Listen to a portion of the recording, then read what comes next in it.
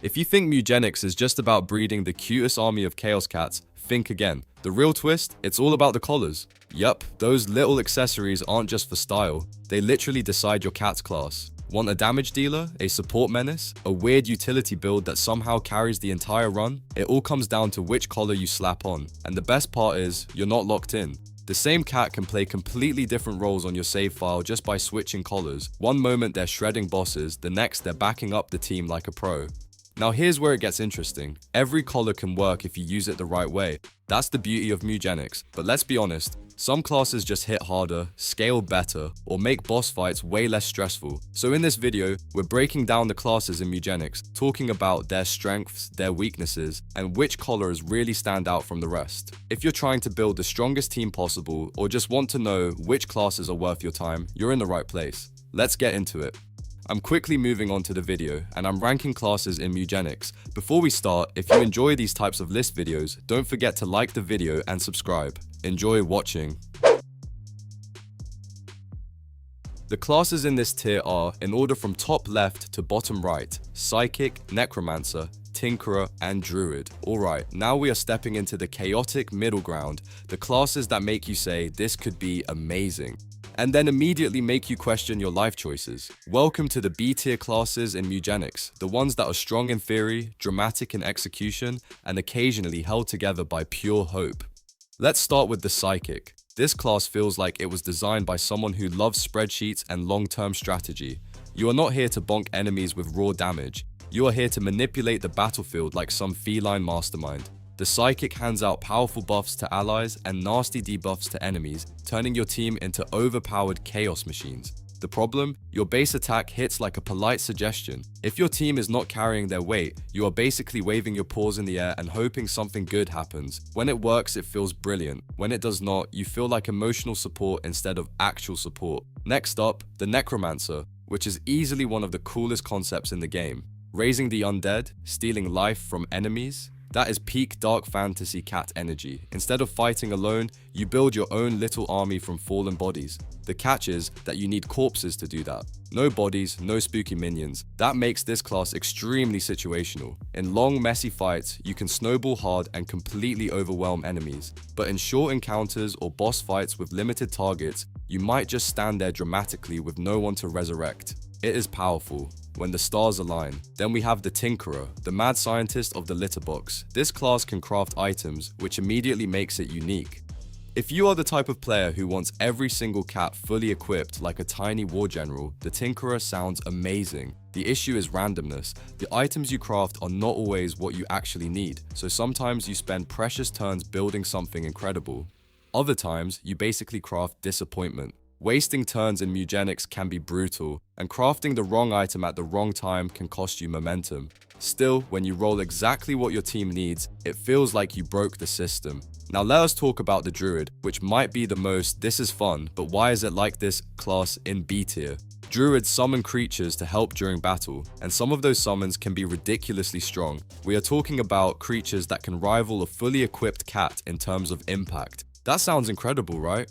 Well, the summons are random. Sometimes you get exactly what you need. Other times you summon something that feels like it showed up to the wrong fight. The unpredictability makes the Druid exciting but also frustrating when consistency really matters. The common thread with all these classes is reliability. They are not weak. Not at all. In fact, in the right situation, any of them can look like S-tier material. The problem is that they depend heavily on circumstances. The Psychic needs strong allies. The Necromancer needs corpses. The Tinkerer needs good crafting rolls. The Druid needs the right summons at the right time. You are not just playing the game, you are negotiating with probability. That said, B tier does not mean boring. These classes are some of the most creative and interesting designs in Mugenics. They reward planning, adaptability, and sometimes just embracing the chaos. If you enjoy thinking ahead and reacting to unpredictable situations, you might actually prefer these over the straightforward damage dealers. In many runs, these classes shine brightest when paired correctly. A Psychic supporting heavy damage dealers can feel incredible. A Necromancer in corpse-heavy battles can spiral out of control in the best way possible. A Tinkerer in a long strategic fight can slowly build an unstoppable squad. A Druid in drawn-out encounters can flood the battlefield with unexpected reinforcements. They are not plug and play, they are build around me and trust me. So B tier in Mugenics is basically the land of high potential and occasional heartbreak. These classes will not always carry you, but when everything clicks, you will feel like a tactical genius. And honestly, sometimes that roller coaster of this is amazing and why did I summon that is exactly what makes the game so fun. The classes in this tier are, in order from top left to bottom right, Hunter, Tank, Monk, and Thief. If B tier was chaotic potential, A tier is where things start getting serious. These are the classes that consistently perform, carry runs, and make you feel powerful, but they still have just enough flaws to stop them from completely breaking the game. In Mugenics, A tier is basically the almost unfair but not quite club. Let's talk about the Hunter first. Honestly, this class flirts with S tier energy. The range is incredible, the damage is nasty, and best of all, you do not have to perfectly line up your shots like you are solving some tactical geometry puzzle.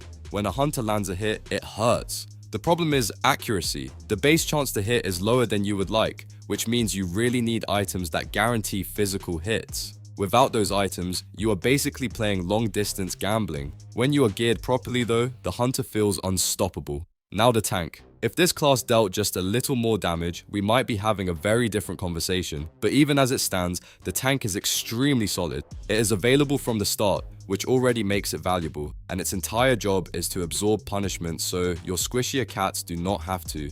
Abilities like Bodyguard allow you to redirect damage and protect allies in clutch moments. You are not here to top the damage charts. You are here to stand in the front and say, hit me instead. And honestly, that reliability wins fights. The Monk is where things get interesting. This class is a true hybrid, offering two basic attacks and the ability to switch between ranged and melee stances. That flexibility is powerful. You can adapt mid-fight depending on positioning and enemy behavior, but that flexibility comes with complexity. You need to pay attention to the skills you inherit and how they interact with your chosen stance. If you overload your Monk with too many ranged or too many melee abilities, things get messy fast. When managed correctly though, the Monk feels like a tactical Swiss army knife. Then we have the Thief, which is pure speed and aggression. This class boasts the highest speed among all classes, and its damage per second is no joke. The mobility alone makes it incredibly fun to play. You are darting around the battlefield, setting up angles, and striking at vulnerable targets. The catch is that the attacks only function in a straight line. That means positioning is everything. You constantly have to reposition and ideally get behind enemies to maximize damage. It is high skill, high reward gameplay. What makes A tier special in Mugenics is consistency with a learning curve. These classes do not rely as heavily on random elements as many B tier classes do. Instead, they reward smart builds and good positioning. The Hunter needs accuracy support, the Tank needs team synergy, the Monk needs careful skill management, the Thief needs constant awareness of angles and movement. Another big advantage of these classes is how well they scale. With the right relics and equipment, they start to feel dangerously close to S tier territory. A well-built Hunter stops missing. A properly supported Tank becomes nearly unkillable. A disciplined Monk becomes adaptable in any scenario. A skilled Thief turns into a backline nightmare. So A tier is not about flashy unpredictability. It is about dependable strength with a skill ceiling. These classes will not carry you by accident. They carry you because you understand them. And when you do, you start looking at your team thinking, okay, this might be a run. The classes in this tier are, in order from top left to bottom right, Cleric, Fighter, Butcher, and Mage. Alright, this is where things stop being fair. This is the part of Mugenics where you look at your class selection and think, oh, we are winning this run. S tier is not just strong, it is run defining. These classes do not ask for perfect circumstances, they create them. Let's start with the Cleric, which I genuinely believe is the best class in the entire game. Once you unlock it in Act 1, it becomes almost impossible to justify leaving it out of your squad. The Cleric does not just heal, it stabilizes chaos. It removes injuries that would otherwise spiral into long-term problems. It can even revive a downed cat, which in Mugenics is absolutely game-changing. One bad turn does not end your run if you have a Cleric.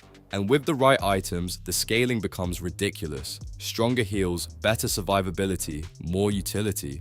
It is not flashy damage, it is absolute control over whether your team lives or dies. Now the fighter, the undisputed king of raw damage. If you want things deleted from the battlefield, this is your class. The damage per second potential is absurd, and with the right items, it becomes terrifying. What makes the fighter special is flexibility within aggression. Some abilities let you strike from a distance, while others like Berserker Dash and Leap allow you to instantly close the gap. You are not stuck waiting for enemies to come to you. And the ability to refresh your actions, that is where it gets unfair. You can adapt mid-turn, reposition, and completely shift strategy in a single round. Then we have the Butcher, which feels like a terrifying middle ground between durability and brutality. Stat-wise, it shares a similar strength profile with the tank and the fighter, but trades some mobility. However, the meat hook weapon completely changes the dynamic. Pulling enemies towards you from a distance is insanely strong, especially against bosses that try to stay out of reach. Instead of chasing them, you just say, "No, you come here." On top of that, the high constitution reduces injury risk, which means your cat is less likely to end up as a corpse. That survivability matters more than people realize. Finally, the Mage, the class that might confuse you at first, but becomes devastating once it clicks. The Mage thrives on spellcasting from range. You have multiple spells, some of which function as free casts, meaning you can squeeze out extra value in a single turn. Higher intelligence and charisma allow faster mana regeneration, so you are not stuck waiting to recharge. Yes, you need to line up enemies properly, but positioning in Mewgenics is always important anyway. And when multiple enemies cluster together, area of effect spells turn the battlefield into a fireworks show. What separates S tier from everything else is reliability plus impact. The Cleric guarantees survivability, the Fighter guarantees damage, the Butcher guarantees control over enemy positioning, the Mage guarantees magical pressure from a safe distance. None of them feel overly dependent on perfect randomness. They function consistently and scale beautifully. Another huge factor is how forgiving these classes are. Make a small mistake with a B tier class and it can snowball against you. Make a mistake with a Cleric on your team, you can recover. Position poorly with a Fighter, you probably still delete something. Misjudge enemy spacing as a Mage, there is likely another spell ready to fix it. In high difficulty runs, S tier classes start to feel less like options and more like anchors. They hold your strategy together, you build around them, you protect them, you enhance them, and the deeper the run goes, the more obvious their value becomes. So if A tier makes you confident, S tier makes you calm. Calm because you know your squad has tools for almost every situation, and in a game as unpredictable as Mugenics, that kind of control is not just strong, it is priceless. The video ends here. See you in another video. Don't forget to subscribe.